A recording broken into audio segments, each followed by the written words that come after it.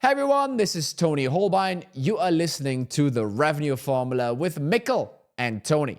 In today's episode, we share 3 career hacks that you can use to get to the next level. Enjoy. This is like the good old days. I have a laptop on the floor. That's right. Recording this whole thing. That's like amazing. That was back in the day. And then it says, boop, ran out of energy. Yeah. No, like storage. Yeah. So my parents-in-law, they basically wrote out a message to the family. It was a picture of them in the house in Sweden, only lit up by candles. And then my father-in-law was like, yeah, so I tried to do some stuff with electrical. Unhappy outcome. It didn't work out. No, it didn't work out. And basically, so it wasn't his fault. Apparently there was an installation mistake from previous. Yeah. So basically it fried everything. Like the refrigerator, the oven, everything. All the electrical that was wired in, fried. So, I mean, the level of technical difficulties you and I have just restarting this recording from my place, by the way, in case you're watching. You know, If you're watching, we're sorry for the weird that was the point. I wanted to apologize for the quality level just dropping a little bit. It's just a relapse. We'll come back. We'll bounce back. But also, this is a perfect reason for you to check out our YouTube channel and maybe subscribe here on wherever you're watching or listening to this. And maybe just go a few videos back to really get a feel for that like quality and depth of and then shot. the drop off. Yeah. Now I'm worried that we aren't even in focus. People were telling us when we had them on the guest shows was like, wow, this looks like this is a professional studio. Yeah. Now it's like I'm wearing slippers. Yeah. It's like, oh, did I forget to put my pants on? Yeah, exactly. You know, we have all of those technical issues. People are now subscribed to our YouTube channel because immediately when I said it, they're just like, you know what? Let's stop this. Yeah.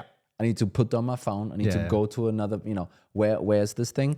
And now we're waving to the camera to welcome those new viewers. All 2 of them. So, I mean, as people know, Mikkel and I are kind of out of a job right now. Yeah. Pretty and much. kind of terrible with all this stuff here. So, we've been thinking maybe to take some, to pivot our career a little bit, maybe go somewhere else. And I think what we have learned today, Mikkel is definitely not going to go into any kind of video editing career, anything like that. I think that part of the creator economy that's close to you. And you're definitely not going to go into the email marketing career either. So I think we're good. But anyway, I think there are some hacks to basically grow your career. If you're fortunate enough to have a job, unlike us. Yes. Then there are some hacks that at least I've employed, I think you've employed, people we work with have employed, and we just wanted to walk through them because they're not going to be. Was that your way to prove that we have experience in this topic? Yeah, exactly. Just like otherwise, why would they listen to us? These guys don't have a job. And no one else we know has been employed. It's also like, what's the hack? Not having a job? I don't get it. This is weird, guys. But anyway, we have some hacks for you. If you guys are the best to give career advice right now. Exactly. But anyway, we have been C-suite. Both of us, we have grown the career ladder, and we've also seen what other folks have done. And what we wanted to do is just share some of those career hacks. Actually, whether you're in revenue operations, marketing, sales, CS, does not really matter. Doesn't matter. If you want to grow that corporate ladder or the startup ladder or whatever, we're going to walk through 3 different tricks, tips, hacks, whatever you want to call it. Yes. And the first one is just to realize, like our good friend, I think Littlefinger is his name from, if you watch that show way back, Game of Thrones. Yeah. Chaos is a ladder. Chaos is that actually is that from him, the quote? It's from him, the quote. Oh, really? And it's so apt, because I got so your much second chaos. thing, but not the first one. Okay. No, he's creating so much chaos almost in like everything he does. It seems you just want to stir shit up. Yeah. And then see what can I do now to benefit from this chaos that's happening, and no one kind of knows. So is your first advice to create a lot of chaos? No, it's not. It's when chaos happens, you got to realize that opportunities will present themselves. Yeah. Right. I think the best example I have is way back when you and I worked together at this social media management company. We went through a reduction in force, which is a polite way of saying a lot of people got shit canned because of, a cock up in leadership, basically. Yes. So a lot of people got fired. And what happens when you let go of, let's say, a third of the staff is a lot of people, they get really depressed and demotivated. It's like, as in, is this company even going to be here tomorrow? Are there any opportunities at all for me here? And what's going to happen is you're faced with a choice, right? You're faced with a choice. Are you going to, and it's fight or flight, to be honest. Are you going to stick around and fight? Are you going to wait and see? Or are you going to actively do something to leave, right? Yeah. And I just got to say, if you're not committed to the fight, you're going to leave either voluntarily or involuntary. That's usually what happens in this period. This is what I've seen, at least. Yeah. And I've decided in that scenario to stick around and fight, and it's paid off. Did it not? It paid off. At least that. No, time. Absolutely. By the way, for people to just know this, so whenever you're doing a big layoff round, management is basically looking at this. Okay, we're gonna sack X% of people. Yeah. And they know there's gonna be a 2-3% extra that are gonna leave voluntarily afterwards. Exactly. Like, that's kind of part of the equation. So you can decide which one you're going to be. Are you gonna be one of the ones that sticks around, actually tries for, going somewhere? Yeah. Or is basically kind of giving up?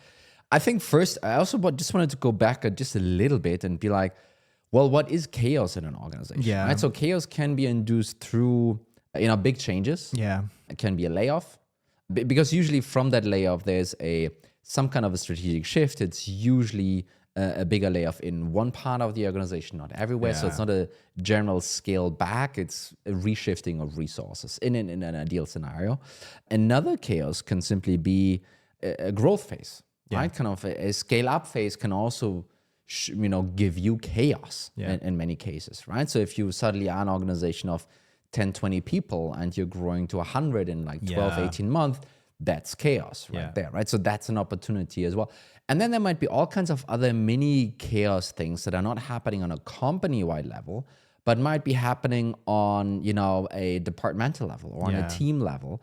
And I think you can either take the mindset of like, oh, this is chaotic, my manager should be doing a better job and complain. Or you can be like, oh, great, my managers are messing up. There's tons of chaos around. Yeah. That's an opportunity for me. How can I benefit from this now? And thinking about this as a crack that can be used by you for your own gains. Yeah. I think that's the way to think about it, right? It's not necessarily only like an egoistic thing. It's also just like the job of leadership in many cases is to shield the rest of the organization from all the crazy that happens. Yeah. From all the chaos. Because I can tell you, C-level, VP and up, it's chaos all the time anyway, right?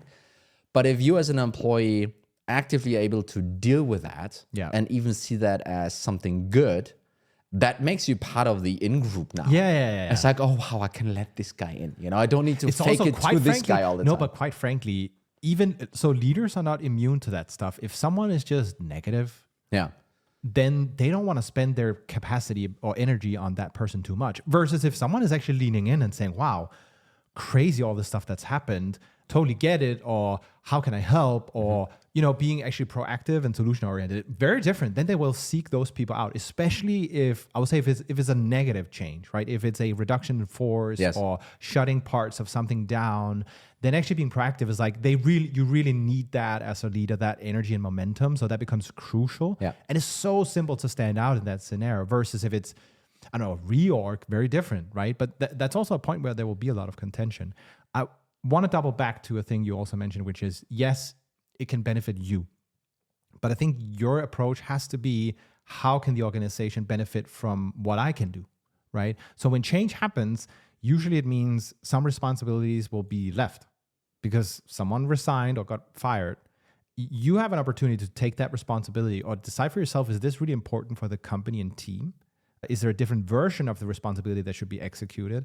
And I think that's the approach you want to take in being proactive. It's not just like, hey, I'm happy with the change. No, you want to go in and actually say, hey, we have a challenge here, or that person is now at risk, or a million other things, and kind of be that right hand to the leadership in this case. So let's go maybe through one or two examples that you and I had, where to give a little bit of a tangible idea how people can use the chaos. Yeah. And I'll start with one that I've been mentioning a couple of times on this show already. I'm just kind of bringing it up again. Chaos situation, company is not going in the right direction. We're spending too much. We're not, closing enough business. So why is that happening? What can we do to fix this? And in that conversation, the CEO tapped me and asked me, what would you do about it? Yeah. And I looked at this from a very RevOps data-driven perspective with a team. It's not coming from me, it's coming from the team, really. And what we then built was a way to redesign the organization, which then led to a layoff round. But redesign the organization in order to configure it back into a situation where we actually had a very efficient growth coming out of this. Right? So this chaotic scenario as not an opportunity for me to, okay, this is like, dog shit. It's not going anywhere. Let me leave. No, hey, here's a potential solution I'm putting forward. And well, let's see, it worked out. Right? Kind of that was an accelerator for me in my career. I think maybe that's a good segue to the next one, right? So you and I were actually just talking about Dune. You've read the books. I've not read the books. I've watched the movies though. Do you read books like in general? So can you read actually? No, I'm illiterate. No, actually, for the first time this weekend, just a sidebar here, I managed to read a full chapter during daytime with the kids awake in the couch, just in here. We can turn the camera maybe at some point so the viewers can see. No, but anyway. So anyway, Dune. This whole movie is about spice, which is like a powder, I want to say, that can extend life and enable space travel. Basically, it's like gasoline in the 80s. If you control it, you're like control the universe, basically. Yeah, I think you boiled it down perfectly. I think that's what it is. Amazing. Yes. And I think the next hack is actually having some control. Right? Come on, say the thing I that said you're calling. He who controls the spice controls the universe. That's the quote. That's the quote from the movie. So tangible takeaway, control the spice. Yes. And we don't mean drugs. That's not what we mean. We mean paprika, pepper, oregano. We mean quota, MQLs, stuff like that. You want to actually, if you can own a number, this is the fastest route you can get to climb the ladder, and even get more pay. Not necessarily on a critical number to the business. Exactly, right? Not just the vanity. The more critical, so no MQLs. No, but the more critical that number is to the business, the more important, right? Yeah. I think this is one of the fundamental reasons why CFOs have so much influence in the organization, because they own the money number. Yeah. Right. That's they have the purse and go like, so what did you want to buy? Yeah, exactly. And and then on the go-to-market side, you can say you're a sales leader and therefore you own the revenue piece. I think that's already clearly super important, right? I think for some folks out there, there's a very clear, hey, this is what I own. But there is always a way for you to step it up. Yeah. Right. So if you are a sales leader owning your revenue number, what you could do, what I think you should do, I think what modern VP of sales should absolutely be doing already is to also own the efficiency number. Choose which one. If it's CAC payback, if it's CAC to CLTV, whatever it might be, choose one, but own that as well, right? That will not only level up your game and how to think about the whole go-to-market, but also suddenly you will be able to talk on, board level topics. Yeah. Right? If you are a marketing leader, yes, own the MQL or opportunity production, try and own the revenue number as well. That's very uncomfortable for folks. And if you say you own the revenue number, make it not just like a lip service. Like, yes, we're marketing, we're super focused on revenue. That's the only thing that's important to us. Yeah. No, but be actually unhappy when the revenue number is being hit. Yeah. Like actually show an actual connection and maybe tie some of your comp against that, right? Kind of really try and up level going from pipeline created to revenue created. I think it's also like, so plenty of folks will put it on their LinkedIn, put it on the slides internally that they, focus on revenue in marketing. Here's what it actually looks like. If you're running, let's just say you own a paid channel and you want to focus on revenue. What you're going to look at is how many leads, how do they convert into opportunities, who got the opportunities, how well are they performing, closing them 1 to deals, at what rate, at what time. And then you be able to say, hey, Greg, the AE is not closing any of these opportunities. What is going on here? Like, then he shouldn't get my ops. Like, that is actually, if you take it to that level, all the way down to a signature, then you care about it. Also, because if there's no signatures, guess what? You need to change something upstream. That could be a million things like targeting, etc. Right? I think the other small hack, you kind of subtly put into the episode here was CAC payback. Right now, efficiency matters a great deal.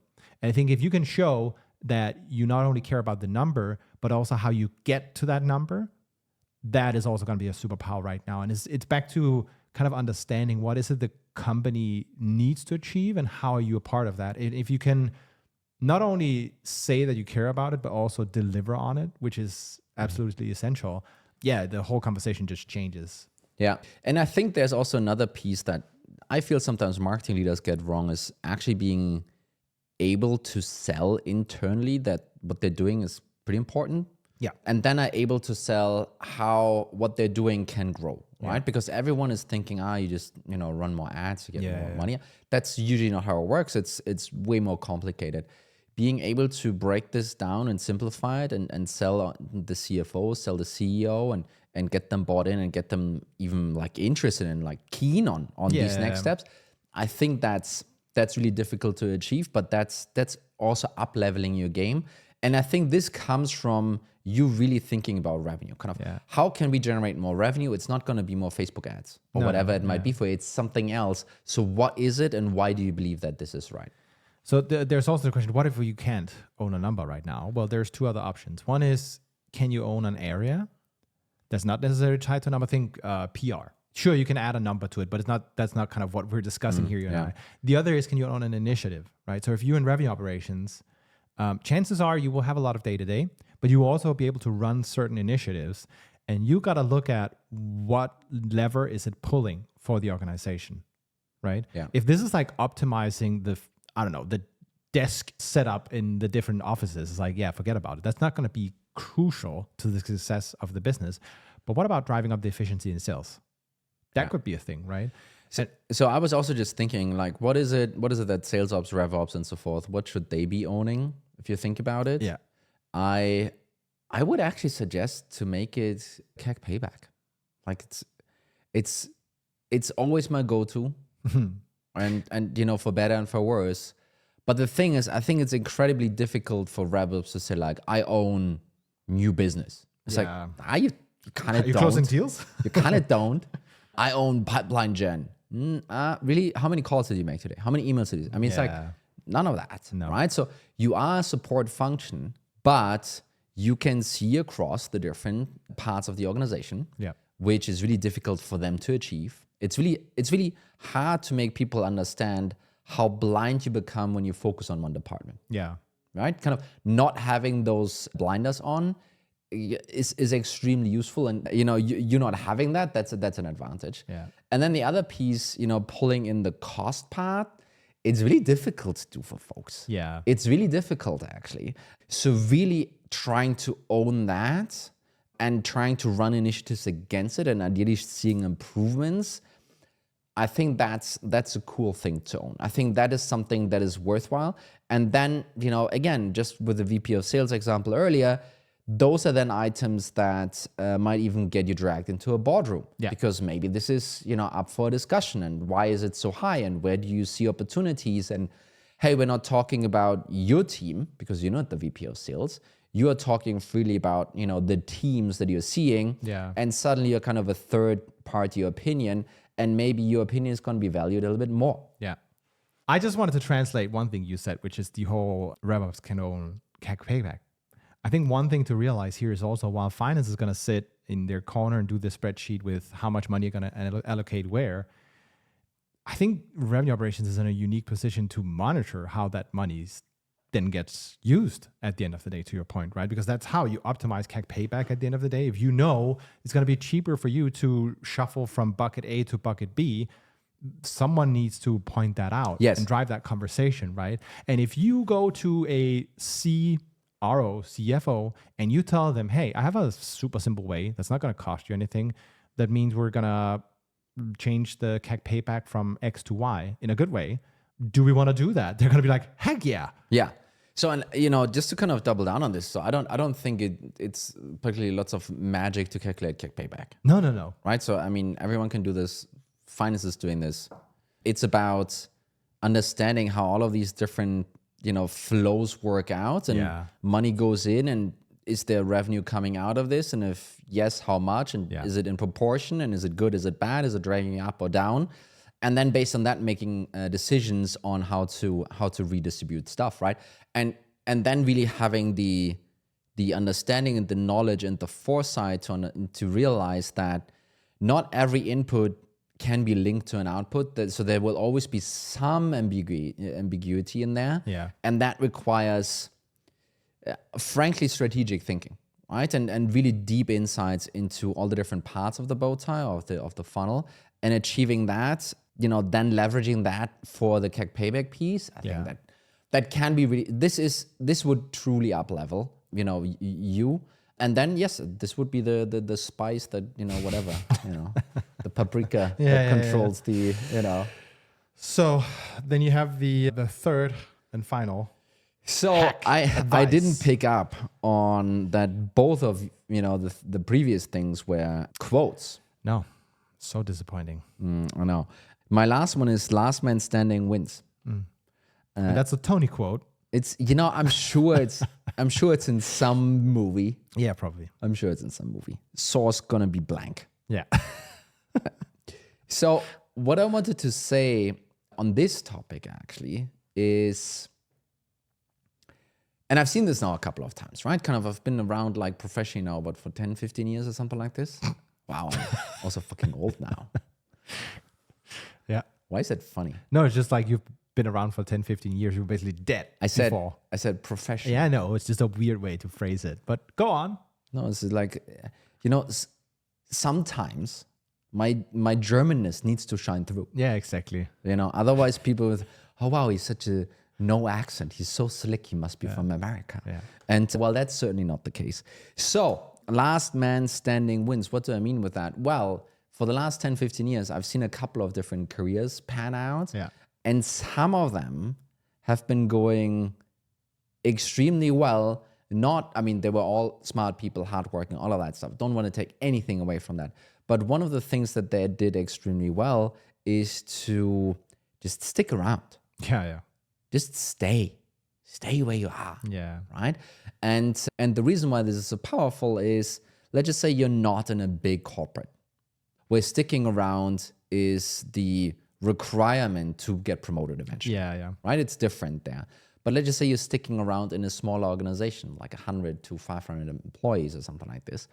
Sticking around for 5, 6, 7, 8, 9, 10 years, that might be the big decider for how you can actually grow in that organization extremely fast. Yeah. And let me tell you why.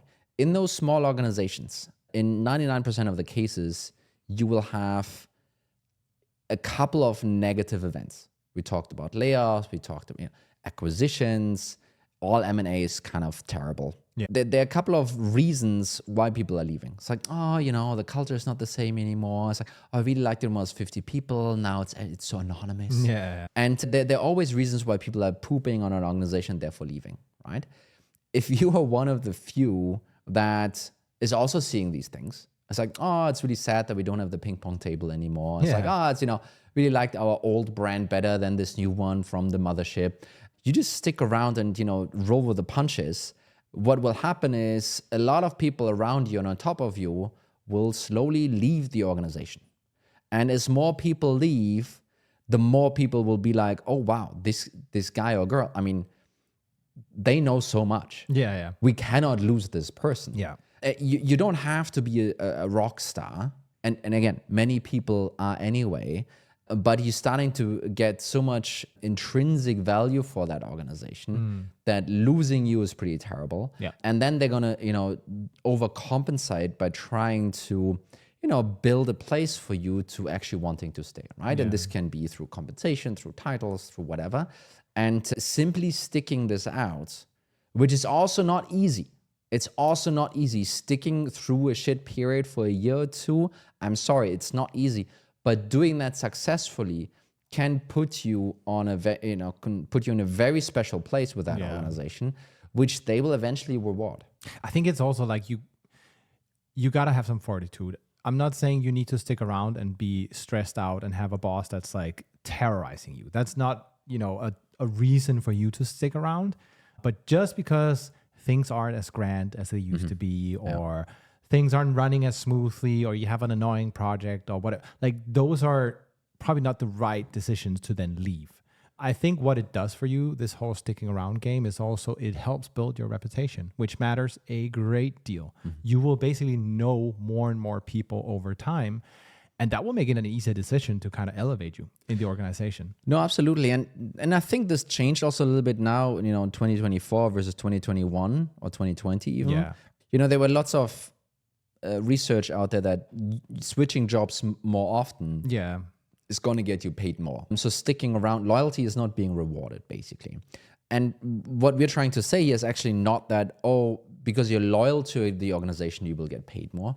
It's not about that. No. I don't think companies pay more for loyalty. I think what happens, though, is if you're the only one around with very specific knowledge about, a very specific part of the organization, it's not about them being happy that you're loyal, it's about them making sure that you don't leave. So it's kind of, that's a different thing, right? And I think specifically now in 2024, people also have realized that the market isn't so flush anymore. They're just not jumping ship on a whim. A lot of the crazy, wonderful startup opportunities out there, maybe they're actually not going to go as well as people have thought. Yeah. That happens. And I think, sticking it out, through circumstances that are not terrible. Let's just no. I think you're raising a good point, right? If your boss is a dick, then move on. Yeah. Yes, like that's absolutely clear. But if it's comparatively minor things, don't get too upset about these things. It's like, right? do you sleep well at night still? Yeah. Do you get paid well enough? Exactly. It's like, okay, suck it up. Yes. I'm sorry. And trying. I know this sounds like crazy advice. Try and talk to your parents about it. I think that generation has just a completely different view on jobs and they're lifetimers. What you do. Yeah. I mean, they're not only have been like, I will start in this one company and I will try on this one company, but also they're like, when you tell them the problems sometimes, and I'm not saying that I've done that, but when you tell them those problems and then they listen to you and it's like, wow, what a whiny bitch you are. Yeah. Did I raise this? Suck it up, boy. And I think that can also level set you a little bit. Yeah. So there you have it. Two quotes that are career hacks, and then I don't know what this last piece was, but we'll do better. So thanks so much for listening. Thank you, Tony, for joining. Thanks for listening. If you enjoyed listening to the episode, not watching it because all of the technical wonderful issues we had, they remained. Like, subscribe, share. That will help us out a great deal. Tell a friend. Yeah. Actually, tell a friend. Thanks, everyone, and have a good one. Bye-bye. Bye.